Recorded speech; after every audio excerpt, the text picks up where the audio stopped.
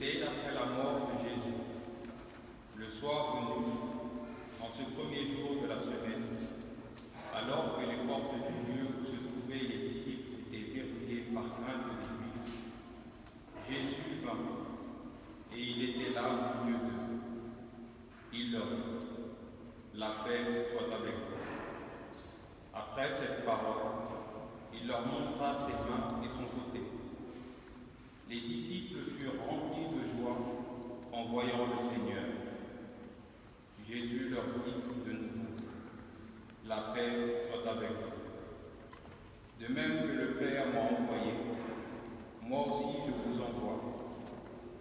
Ayant ainsi parlé, il souffla sur eux et il leur dit : recevez l'Esprit Saint. À qui vous remettrez ses péchés, ils seront remis. À qui vous maintiendrez ses péchés, ils seront maintenus. Acclamons la parole de Dieu.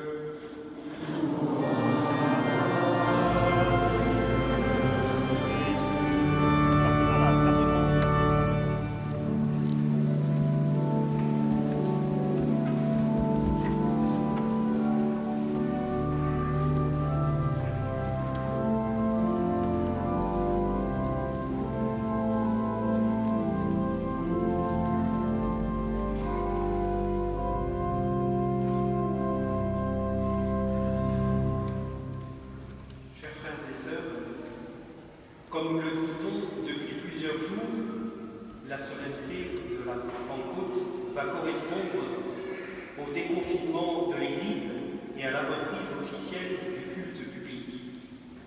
Bienheureux don de l'Esprit qui a poussé l'Église hors des murs du Cénacle pour annoncer l'Évangile et Jésus au monde entier.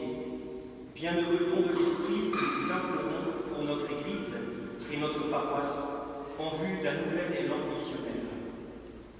Il se trouve, comme j'ai eu l'occasion de l'évoquer dans de précédentes homélies, que la Pentecôte coïncide pour nous, sur la paroisse, avec la consécration mariale de notre paroisse, en ce dernier jour du mois de mai, mois de Marie, mais aussi en ce jour où nous fêtons également la visitation de la Sainte Vierge à sa cousine Élisabeth. Or, il y a un lien très profond entre Marie, qui reçoit la première effusion de l'Esprit Saint lors de l'Annonciation et qui part immédiatement porter cette bonne nouvelle à sa cousine Élisabeth, et la Pentecôte, où l'Église reçoit la deuxième effusion de l'Esprit Saint qui la pousse sur les chemins du monde. Marie, première Église, est celle qui apprend à l'Église à accueillir le don de Dieu et à le donner aux autres. C'est donc vers elle, en ce jour particulier, que nos cœurs se tourneront pour qu'elle nous aide à vivre des dons de la Pentecôte. À la lecture des textes du jour, je retiens trois effets de l'Esprit Saint sur l'Église. Tout d'abord, l'Esprit Saint est celui qui assure la catholicité de l'Église et son unité.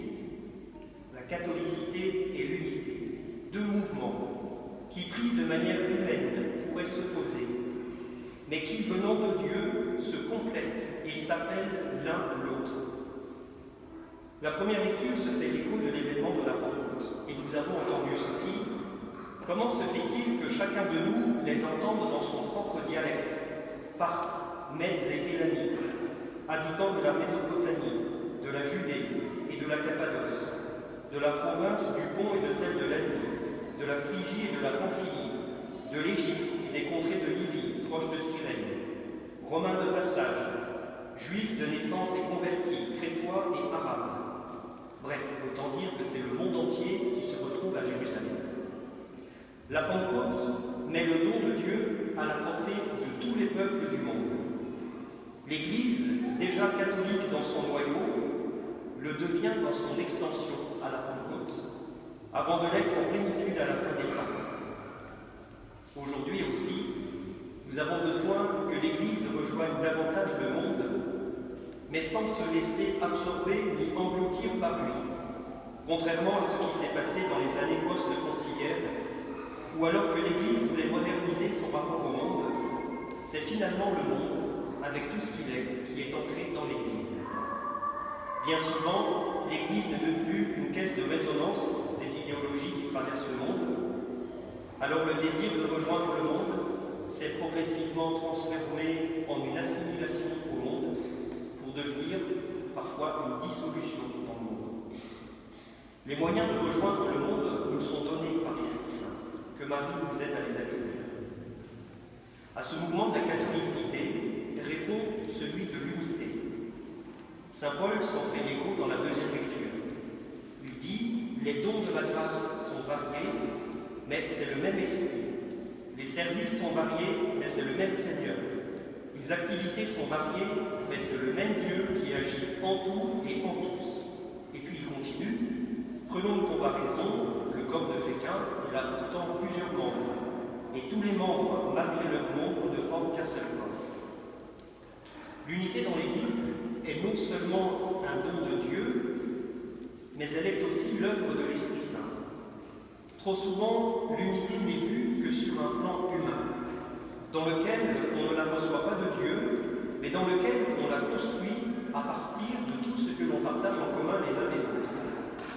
Là, il faut reconnaître qu'une telle unité est bien fragile, car elle fait difficilement place à la légitime différence des uns et des autres, de ceux qui pensent différemment, de ceux qui prient différemment.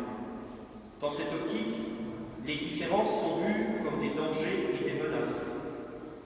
On pense alors à tort que les différentes sensibilités dans l'Église, dans une paroisse, sont une menace, un danger pour l'unité. En fait, pas du tout. Mais peut-être est-ce la communion avec Jésus qui fait défaut, ou est-ce l'Esprit Saint qui manque? Que Marie nous apprenne à ne pas construire l'unité sur des convergences d'opinion, de sensibilité, mais qu'elle nous apprenne à la recevoir de Dieu. L'Esprit Saint est aussi celui qui déverrouille les portes, les cœurs, les intelligences. Les apôtres sont repliés sur leur cœur, ils sont refermés sur eux-mêmes. L'Esprit Saint vient les libérer et convertir leur disposition intérieure. Le monde n'est plus alors une menace ni un danger, mais il devient un lieu à évangéliser. Aujourd'hui, des peurs semblables viennent paralyser et scléroser le dynamisme missionnaire de l'Église. Peur de ne pas être comme les autres, peur de se démarquer, peur parfois d'être à contre-courant des modes de pensée ambiants, peur de s'affirmer comme disciple de Jésus. Il est plus facile de mettre en avant un combat pour des valeurs plutôt qu'une fidélité à une personne, en l'occurrence Jésus-Christ. Mais la peur est toujours le signe de l'absence de Dieu. Que Marie nous aide à accueillir l'Esprit Saint qui déverrouille nos fermetures et nous apprend à dire oui. Enfin, l'Esprit Saint est celui qui envoie l'Église en mission. De même que le Père m'a envoyé, dit Jésus, moi aussi je vous envoie. Si les apôtres, si l'Église sont envoyés en mission pour donner les sacrements, pour guérir, pour enseigner, c'est aussi et avant tout pour annoncer le salut offert en Jésus-Christ, Fils de Dieu. Demandons-nous, dans tous les projets missionnaires dont nous pouvons entendre parler ou sur lesquels nous réfléchissons, demandons-nous s'ils sont orientés et s'ils permettent en finalité la connaissance de Jésus. Il me semble parfois que l'on assiste plus à une sorte de déchristianisation de la mission, au sens où, si les valeurs mises en avant sont issues ou proches de l'Évangile, Jésus n'est pas toujours forcément la finalité des projets missionnaires. Alors bien sûr, il est important de concourir à faire le bien, de maintenir des principes évangéliques dans la société, car, vous le verrez, plus la société va se déchristianiser, ce qui est en cours, et bien plus on le découvrira dans les temps qui viennent, et on découvrira que les principes évangéliques protégeaient autrefois les plus faibles et les plus pauvres. Bien sûr, tout cela est important, mais il est premier d'annoncer Jésus. Que Marie nous aide à accueillir les impulsions de l'Esprit Saint pour annoncer son Fils au monde. Pour chacun des effets de l'Esprit Saint que j'ai retenus à partir des textes, à chaque fois, j'ai demandé à la Sainte Vierge, première Église à recevoir la première effusion de l'Esprit Saint, je lui ai demandé de nous aider à accueillir le don multiforme de Dieu. La vraie question ne consiste pas à implorer une nouvelle effusion de l'Esprit, mais plutôt à accueillir ce don qui est sans cesse renouvelé de la part de Dieu. demandons-nous en vérité s'il y a de la place en nous pour accueillir le don de Dieu. Au milieu du déferlement d'informations que nous connaissons, de médias, d'Internet, d'écrans, quelle place y a-t-il en nos cœurs pour accueillir l'esprit de vérité, l'esprit de lumière, l'esprit de vraie connaissance? Et si place il y a, de quelle place s'agit-il? Un taudis quasi inaccessible, enfoui sous les ronces de nos lâchetés, ou un palais immense aux lumineuses et larges pièces? Le choix nous revient. Si nous voulons accueillir l'esprit, il faut chercher comment plaire à l'esprit. Ni la télévision, ni les médias, ni Internet n'édifient notre être selon l'Esprit Saint, ni ne font fructifier en nous ses dons. Tels des herbes envahissantes, ils colonisent plutôt la place qui lui revient.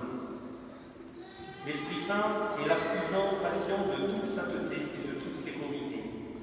Fécondité et sainteté de Marie, fécondité et sainteté des apôtres et de l'Église. Au jour de l'Annonciation, la joie spirituelle de l'espérance du Messie que Marie partageait avec son peuple s'est transformée sous l'action de l'Esprit Saint et par le oui de Marie en la joie de la fécondité et de l'accomplissement de la promesse de la venue de Jésus.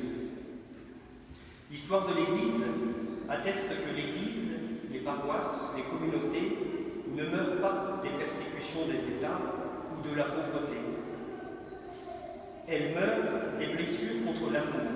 Elles meurent des divisions, des noms que nous prononçons qui stérilisent l'action de l'Esprit. Il en va de même dans nos familles selon la chair, et aussi parmi les nations. Alors que nous nous lamentons souvent sur la situation des chrétiens dans nos pays, souvenons-nous de cela et cherchons à discerner en nos familles, dans notre paroisse, les signes de l'Esprit. Demandons-nous si nous travaillons vraiment à y instaurer le règne de l'Esprit, afin que soit rénovée la face de nos familles, de nos communautés et de la terre. Que nos cœurs soient remplis d'espérance et brûlent du feu que le Seigneur est venu répandre sur la terre, et dont il n'avait de cesse qu'il soit allumé. Désirons ardemment que cet esprit se répande et qu'il soit accueilli. Que Marie nous aide à accueillir en plénitude l'Esprit Saint.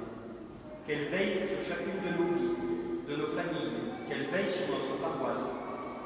Que cette dernière grandisse dans l'amour et la paix, dans l'audace et la force. Notre-Dame, priez pour nous et protégez-nous. Gardez-nous fidèles à Jésus et à l'Église.